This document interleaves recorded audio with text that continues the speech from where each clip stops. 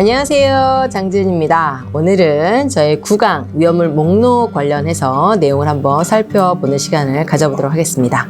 저희 구강 위험물 목록이라고 하는 부분에 있어서는요, 저희가 어떤 내용을 가지고 수업을 진행할 거냐면 저희가 그 위험물 목록, 즉 DGR상에 저희 섹션 4라고 하는 부분에 4.2라고 하는 곳에 들어가게 되면 위험물로 이미 등록되어져서 위험물로 운송을 하는 아이들에 대한 내용을 저희가 하나하나 살펴볼 건데, 저희가 지난 강의까지 위험물로 운송되어지는 물질이나 제품에 있어서 분류 기준에 대한 내용을 살펴보았잖아요. 그러면 그 분류 기준에 부합하는 아이 같은 경우에는 당연히 위험물로 운송을 하셔야 되고, 위험물로 운송하기 위해서는 당연히 또 충족해야 되는 기준 등이 있겠죠. 그런 것들이 바로 위험물 목록 안에 상세하게 언급되어져 있음을 보아주실 수가 있어요. 그래서 그 내용에 대한 부분을 이번 강의를 통해서 살펴보는 시간을 갖도록 할게요.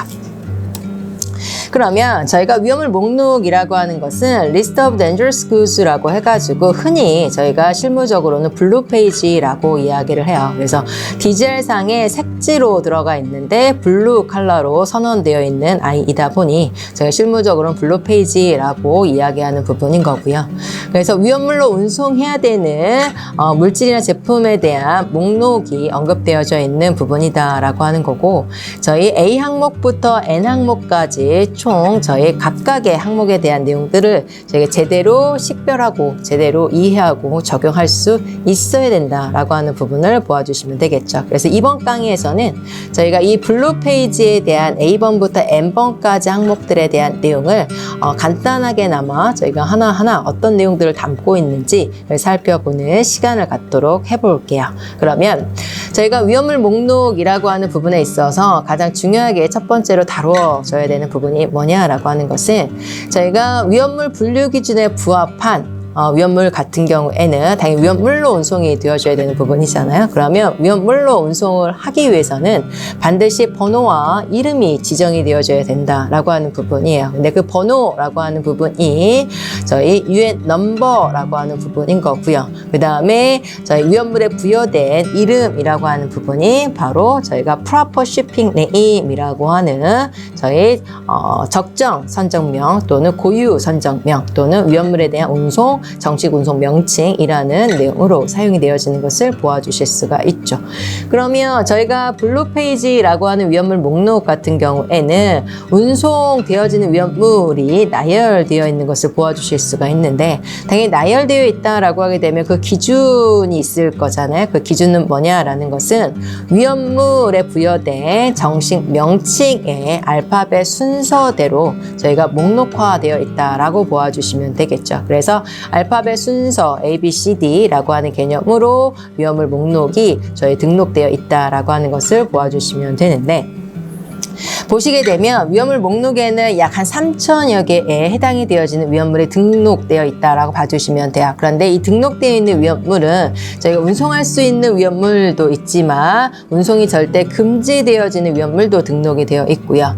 금지되어 있지만 면제 또는 허가 승인을 받아서 운송할 수 있는 아이들도 등재가 되어 있다라고 하는 것을 살펴주시면 되겠다라는 거고요.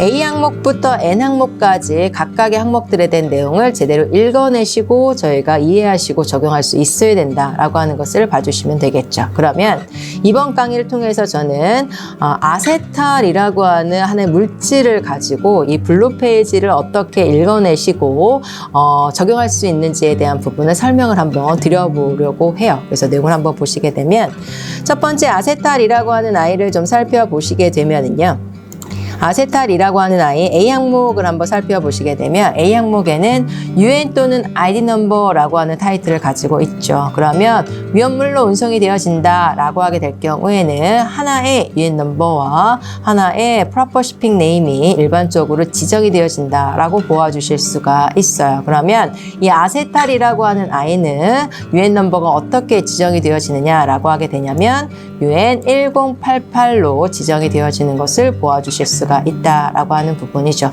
그러면 여기 타이틀을 보시게 되면 UN 넘버라고만 되어 있는 게 아니라 여기 ID 넘버라고 또 되어 있잖아요. 그러면 ID 넘버라고 하는 말은 무슨 말이냐라고 하게 되면 아이덴티피케이션의 축약어라고 보아주시면 돼요. 그래서 UN 넘버를 부여받기 전에 임시로 지정이 된 번호를 저희가 ID 넘버라고 하고요. ID 넘버는 여기에 기술되어질 때는 8000번대 시리즈로 기술되어 있다라고 하는 거죠. 그래서 아세탈 같은 경우에 제가 아까 UN1088이라고 말씀을 드렸던 게 이 아이는 8000번대 시리즈로 기술되어 있지 않잖아요. 그렇기 때문에 UN1088이라고 선언해 주시는 거고, 만약에 8000번대 시리즈로 선언된 아이가 있다라고 하게 되면 그 아이는 ID 넘버라고 칭해야지 UN 넘버라고 칭하지 않는다라고 하는 것도 보아주실 수가 있다라는 거죠. 그래서 아세탈이라고 하는 아이는 지정되어 있는 UN 번호는 1088이다라고 하는 거 보아주실 수가 있다라는 거고, UN1088이라고 저희가 칭한다라는 거고, 당연히 저희가 위험물 관련된 서류라든지 포장물 겉면상에 나타내야 되는 위험물에 대한 정보에 있어서 당연히 UN1088이라고 선언을 해주시는 부분으로 내용을 보아주실 수 있다라는 거고요. 그 다음에 B번 칼럼을 보시게 되면 B번 칼럼은 proper shipping, 저희 name이라고 타이틀이 나와 있는 것을 보아주실 수가 있죠. 그래서 위험물에 부여된 정식 명칭이라고 하는 것을 보아주실 수가 있다라는 거죠. 아까도 말씀드렸지만 이 블루 페이지 같은 경우에는 저희 이 proper shipping name의 알파벳 순서대로 정렬되어 있다라고 하는 거 보아주실 수가 있고, 이 proper shipping name을 보시게 되면은요, 굵은 글씨 채로 저희가 선언되어 있는 것을 보아주실 수가 있다라는 거죠. 근데 여기 2790 같은 경우 보시게 되면 굵은 글씨체도 있고 옅은 글씨체도 있는 것을 보아주실 수가 있죠. 그러면 여기에서 저희가 정식 운송 명칭이라고 하는 proper shipping name은 무엇을 의미하는 거냐라고 하게 되냐면 바로 이 굵은 글씨체가 정식 위험물에 부여된 명칭이다라는 거고, 이 옅은 글씨체 라이트 페이스 타입으로 되어 있는 이 옅은 글씨체 같은 경우에는 추가적으로 설명하는 description이라고 하는 내용이다라고 하는 거죠. 그래서 우리가 이 UN2790 같은 경우에 지정된 proper shipping name은 Acetic Acid Solution이라고 하는 굵은 글씨체가 정식 운송 명칭이고, more than 10%라고 나와 있는 이 아이는 이 물질을 추가적으로 설명하는 문구라고 하는 개념으로 description이라고 하는 내용으로 이해를 해주시면 되겠다라고 하는 부분이에요. 그래서 A 항목과 B 항목에 대한 내용을 설명을 드렸고요. 그 다음에 이 C 항목을 보시게 되면 C 항목은 뭐냐면 Class or Division이라고 되어 있고 가로 열고 Substrate Hazard라고 되어 있는 것을 보아주실 수가 있죠. 즉 해당되는 물질이 또는 해당되는 제품이 가지고 있는 저희 위험성에 대한 클래스 또는 디비전이 선언되어 있는 것을 보아주실 수가 있고, 만약에 해당되는 물질이 부차 위험성을 가지고 있다라고 하게 되면 가로 열고 닫고로 부차 위험성이 선언되어 있는 걸 보아주실 수가 있어요. 그래서 아세탈 같은 경우 보시게 되면 3이라고 선언되어 있는 것을 보아주실 수가 있기 때문에 이 아이는 클래스 3 이너스 액체류에 분류가 되어지는 위험물임을 확인해 주실 수가 있다라는 거고, 이 UN2789 같은 경우에 아세틱 액시드 글라시얼이라고 하는 이 물질 같은 경우에는 저희가 8이라고 선언되어 있으니까 주 위험성은 클래스 8 부식성 물질이란 얘기인 거고, 이 물질은 부차 위험성으로 클래스 3 인화성을 또 가지고 있는 아이다라고 하는 거죠. 그래서 어떤 물질이 부차 위험성을 가지고 있다라고 하게 되면 주 위험성 바로 뒤에 가로 열고 닫고 부차 위험성이 선언되어 있다라고 하는 것도 보아주실 수가 있는 부분이겠죠. 그 다음에 여기 D번 칼럼은 무엇이냐라고 하면 타이틀을 보시게 되면 해저드 라벨이라고 적혀 있는 것을 보아주실 수가 있죠. 즉 해당하는 물질 또는 제품을 포장한 후 포장물 겉면상에 부착해야 되는 해저드 라벨이 기술되어 있음을 보아주실 수가 있어요. 그래서 아세탈 같은 경우에 포장물 겉면상에 부착해야 되는 해저드 라벨이라고 하는 것은 플레이머블 리퀴드라고 하는 해저드 라벨을 부착해야 한다 한다라고 하는 것을 보아주실 수가 있고, 부차 위험성을 가지고 있는 위험물 같은 경우에는 UN 2789를 보시면 아시겠지만 주 위험성에 해당이 되어지는 해저드 라벨과 연결해서 부차 위험성에 해당이 되어지는 플레머블 리퀴드라고 하는 해저드 라벨에 대한 부분이 또 언급되어져 있음을 보아주실 수가 있죠. 그래서 포장물 겉면상에 부착해야 되는 해저드 라벨이 D 칼럼에 언급되어져 있고, 특정 물질 같은 경우에는 필요한 핸들링 라벨 또는 필요한 마크 등도 이 D 칼럼에 언급되어져 있다라고 보아주시면 돼요. 그래서 D 칼럼이라고 하는 것은 포장물 겉면상에 부착해야 되는 해저드 라벨 등이라고 보아주시면 되겠다라는 거 살펴주시면 되고요. 그 다음에 2번 칼럼이라고 하는 것은 무엇이냐라고 하게 되면 패킹 그룹이라고 해서 저희가 물질 같은 경우에 특정 클래스 특정 디비전 같은 경우에 패킹 그룹이라고 하는 게 물질에 지정이 되어진다라고 말씀을 드렸었잖아요. 그래서 패킹 그룹이 지정되어 있는 아이 같은 경우에는 이 칼럼 2 항목에 언급이 되어져 있다라고 하는 부분이죠. 그래서 아세탈 같은 경우에는 패킹 그룹 2의 물질로 선언되어져 있음을 살펴주실 수 있다라고 하는 거 보아주시면 되겠죠. 그 다음에 F번부터 저희 L번까지는 어떤 내용이냐라고 하게 되냐면 이 타이틀을 보시게 되면 Passenger and Cargo Aircraft, 그 다음에 Cargo Aircraft Only라고 적혀 있는 걸 보아주실 수가 있고요. 여기 K와 L 항목을 보시게 되면 K는 Packing Instruction이라고 되어 있고, 그 다음에 L이라고 하는 항목은 포장물당 담을 수 있는 최대 허용체 양이라고 해서 Maximum Net Quantity라고 표시되어 있는 걸 보아주실 수가 있죠. IJ도 마찬가지고요. G와 H도 마찬가지 개념이에요. 즉 여기에서는 어떤 내용이 기술되어지는 거냐라고 하게 되냐면 각 위험물별로 운송하는 데 있어서 포장의 중요성이 어마무시 중요하다라고 앞선 강의에서 말씀을 드렸어요. 그래서 각 위험물별로 어떻게 포장을 하고 어떤 포장재를 사용해야 하고 그다음에 얼마의 양을 담아야 되는지에 대한 부분이 지정되어져 있다라고 말씀을 드렸었죠. 근데 그게 어디에 지정되어 있냐면 포장 지침서라고 하는 패킹 인스트럭션에 지정이 되어지는 부분이에요. 그래서 이 아세탈 같은 경우에 하나 예를 들어서 화물기 온리로만, 즉 화물기에만 탑재해서 진행이 되어져야 되는 양에 해당이 되어지는 부분과 그 양을 포장하는 포장 지침에 대한 부분이 K와 L에 언급되어져 있다라는 거죠. 그럼 K와 L에 따라서 포장한 아이는 절대 여객기로 탑재하시면 안 되고요. 화물기로만 탑재해서 운송을 해주셔야 된다는 얘기인 거예요. 그러면 KL을 어떻게 적용을 하실 거냐라고 하는 부분에 있어서는 아세탈을 화물기 온리로 진행할 때 적용하는 포장 지침은 364라고 하는 포장 지침서에 따라서 포장을 하셔야 하고, 364라고 하는 포장 지침 안에 언급되어져 있는 포장재를 사용해 주셔야 되는 거고, 포장 지침 364 안에 언급되어져 있는 포장물당 담을 수 있는 양의 제한도 충족해 주셔야 된다라는 개념이에요. 그래서 이 364에 따라서 포장을 할 때 한 포장물당 담을 수 있는 양의 제한은 60리터까지 저희가 담아서 포장을 하실 수가 있는 거고, 그럼 한 포장물당 60리터까지 담고 364에 따라서 포장한 아이는 화물기로만 운송을 하셔야지 절대 여객기로 운송할 수 없다라고 하는 부분인 거예요.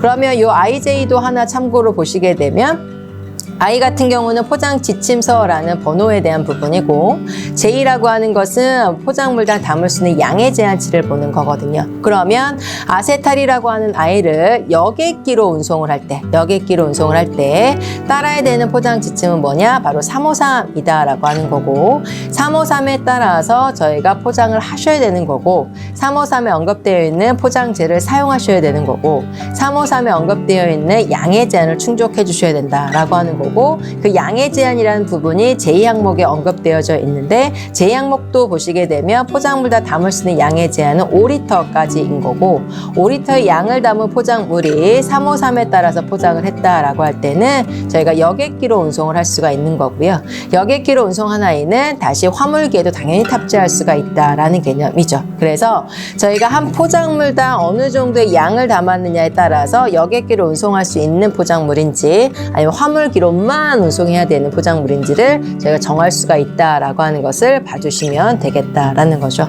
여기에 EQ나 Limited Quantity라고 하는 개념은 추후 강의에서 별도로 설명드리는 걸로 하도록 할게요. 그래서 일단 F번부터 L번까지 나와 있는 내용은 어떻게 저희가 해석을 해주셔야 되는 거냐면 하나의 위험물이 나갈 때 한 포장물당 담을 수 있는 양의 제한과 어떤 포장 지침을 적용해서 포장했느냐에 따라서 이 안에는 여객기로 운송할 수 있다 아니면 화물기로만 운송해야 한다 라고 하는 것을 저희가 판단할 수 있는 근거로 내용을 보아주실 수가 있다라는 거고요. 그 다음에 N번이라고 하는 것은 저희가 스페셜 프로비전이라고 하는 부분이에요. 즉 이 말은 무슨 말이냐면 어떤 물질 같은 경우 어떤 제품 같은 경우에 운송이 되어진다라고 했을 때 특별히 준수해야 되는 조항이 또 별도로 수립되어 있는 경우들이 있다라는 거죠. 그래서 보시게 되면 각 물질별로 저희가 스페셜 프로비전이 있는 경우도 있고요. 없는 경우도 있잖아요. 그럼 있는 경우에는 반드시 확인하고 추가적으로 저희가 적용 유무를 판단해 주셔야 된다라는 거고 이 내용에 대한 부분은 저희가 10강에서 다루어 볼 내용이에요. 그래서 이 스페셜 프로비전이라고 하는 것은 특정 물질 또 특정 제품이 운송이 되어질 때 만약에 N번 컬럼에 스페셜 프로비전이 선언되어 있다라고 하게 되면 저희 디젤 규정 4.4에 들어가셔서 선언된 내용을 확인해 주셔야 되고 적용 유무를 판단해서 적용해야 한다라고 할 때는 반드시 적용해서 운송을 진행해 주셔야 된다라고 하는 거고요. 선언되어 있지 않으면 당연히 해당이 없는 거겠죠. 아세탈 같은 경우에는 N번 컬럼에 스페셜 프로비전 선언되어 있지 않으니까 저희가 적용이 되지 않는 부분으로 보아주시면 되겠죠. 네, 마지막에 N번이라고 하는 것은 ELG 코드라고 하는 건데 Emergency Response 저희 드릴 코드라고 보아주실 수가 있어요. 즉 저희가 비행기에 위험물이 탑재되어질 때 어떤 위험물이 어떤 위치에 얼마의 양으로 탑재되었는지를 반드시 기장한테 보고를 해주셔야 되거든요. 그 기장한테 보고를 해주시는 이유가 뭐냐면 운항 중에 만약에 해당되는 위험물로 인해 사고가 발생이 되어졌을 때 어떻게 비상 대응을 할 건지 에 대한 부분을 알려주는 코드예요. 그래서 그런 코드들이 나열되어 있다라고 하는 것을 보아주실 수가 있다라는 거죠. 그래서 A번부터 N번까지 각 칼럼에 대한 내용을 명확하게 이해를 저희가 위험물을 취급하는 자 같은 경우에는 이해를 해주셔야 되는 거고 그 내용을 당연히 또 실무적으로 적용해 주셔야 되는 부분이다라고 하는 것을 살펴주시면 되겠죠. 그래서 위험물 목록 같은 경우에는 저희가 블루 페이지라고 하는 DGR 4.2에 언급되어져 있는 아이는 이렇게 프로퍼 shipping name의 알파벳 순서대로 나와 있고 A 항목부터 N 항목까지의 각각의 내용에 대한 부분을 좀 살펴보았다라고 하는 것을 봐주시면 되고요. 위험물 목록이 또 하나가 있는데 4.3에 언급되어지는데 이 위험물 목록 같은 경우에는 어떤 기준으로 수립되어져 있는 거냐라고 하면 UN 넘버 기준이에요. UN 넘버 오름차순으로 기술되어 있는 걸 보아주실 수가 있는데 여기에서는 저희가 세부적인 내용을 확인할 수가 없어요. 이걸 어떻게 활용을 해주시는 거냐라고 하게 되냐면 만약에 위험물이 운송이 되어지는데 UN 넘버만 알고 있고 프로퍼 shipping name을 모른다.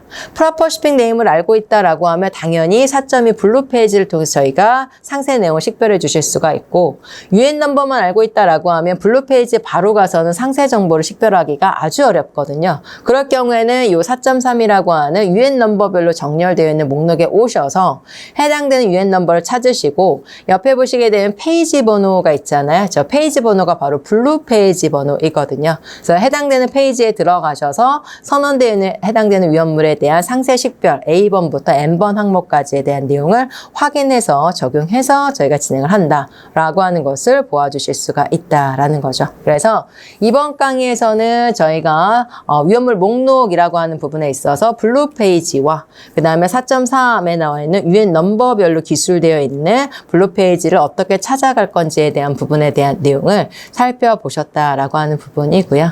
다음 강의에서는 아까 위험물 목록에서 저희 칼럼 N번에 나와 있는 스페셜 프로비전에 관한 내용을 한번 저희가 살펴보는 방식의 수업을 진행 한번 해보도록 할게요. 이번 시간에도 수고 많으셨어요. 저는 다음 강의에서 뵙도록 할게요.